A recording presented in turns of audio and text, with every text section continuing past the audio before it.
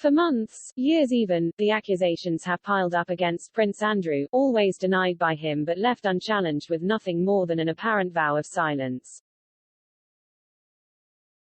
Yet this omerta has proved to be anything but self-protective. The prince's reputation is in the gutter and the good name of the wider royal family has been soiled by the fallout. Now, however, the gloves are off. Andrew's adversarial American lawyers have come out fighting to confront the sexual abuse claims that have swelled about the head of the Queen's favorite son for so long.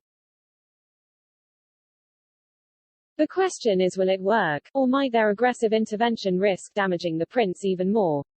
Anyone who calls in evidence from a New York tabloid newspaper by way of wreaking vengeance is entitled to have their motives seriously examined.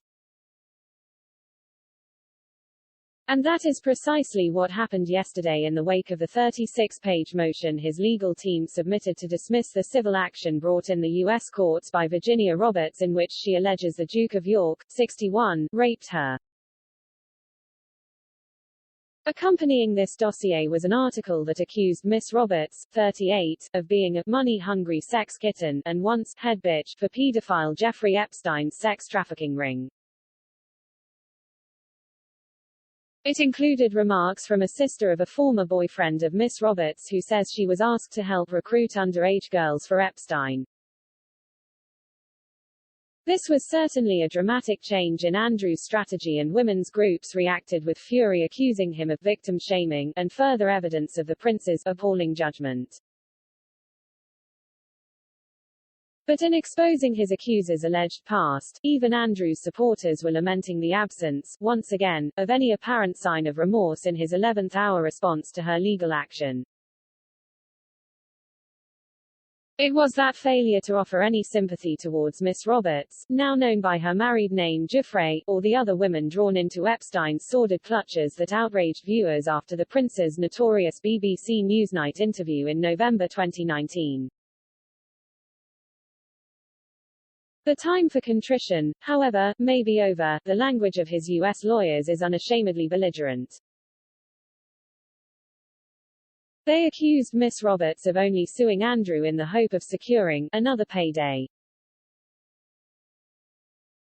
Motivated by greed, she had been emboldened to cobble together a claim against him after making millions of dollars from others in similar circumstances. In a legal memorandum to have the case dismissed, the prince's attack dog attorney Andrew Brettler said, for over a decade Giuffre has profited from her allegations against Epstein and others by selling stories and photographs to the press and entering into secret agreements to resolve her claims against her alleged abusers, including Epstein and his ex-girlfriend Ghislaine Maxwell. Most people could only dream of obtaining the sums of money that Giuffre has secured for herself over the years.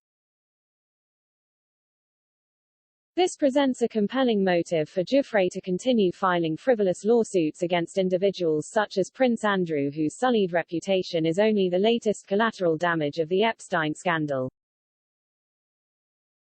Bringing such incendiary claims into the public domain stakes out new territory for Andrew, whose personal and public life has been upended by his friendship with Epstein, who killed himself in jail 2 years ago.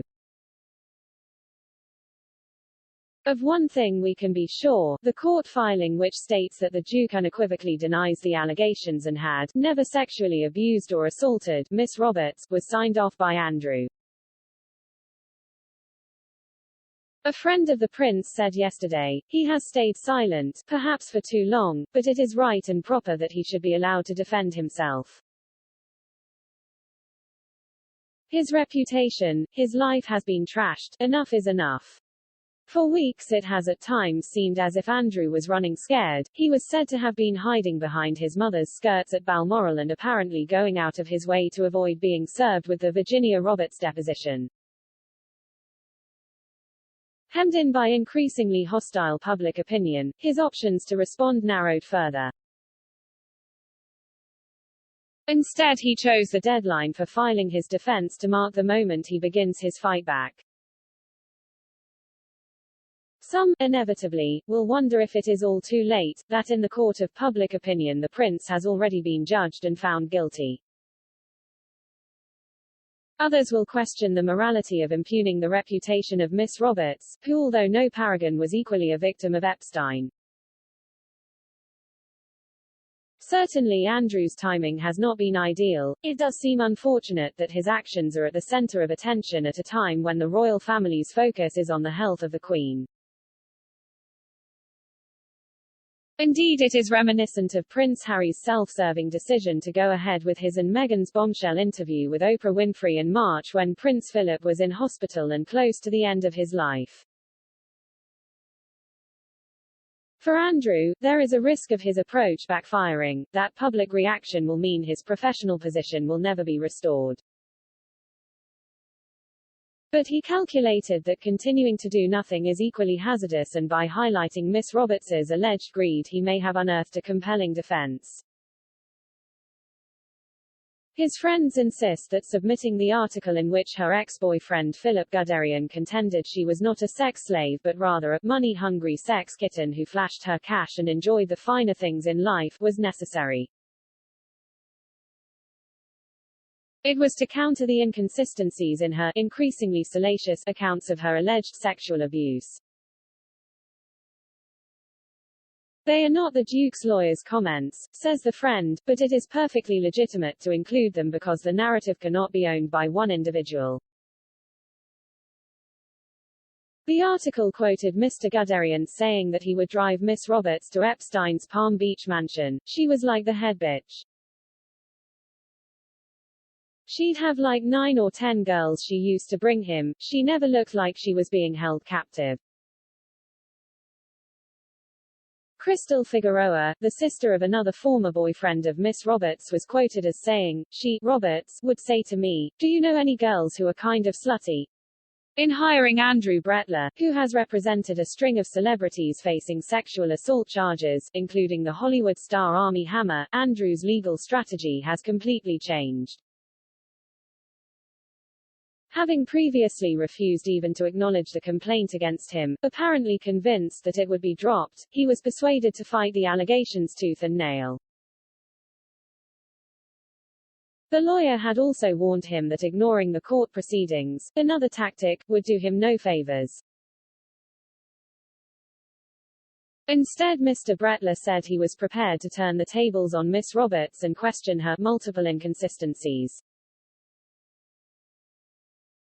Miss Roberts claims she was forced to have sex with Prince Andrew on 3 separate occasions in 2001 when she was 17, in London, New York and on Epstein's private Caribbean island, and is seeking unspecified damages that could run into millions of dollars. The prince, who was pictured with his arm round the bare midriff of Miss Roberts, says he has no recollection of ever meeting her. Mr. Brettler does not pull his punches, accusing her of repeatedly changing her story without providing specific detail. Given the laundry list of purported sexual offenses Giuffre claims Prince Andrew committed against her, the utter lack of factual allegations on the topic is conspicuous, he says. In exhibiting his accuser's own dubious past, Andrew has now gambled everything on turning this increasingly unseemly saga into a battle that pitches his folly against that money-grubbing Virginia Roberts.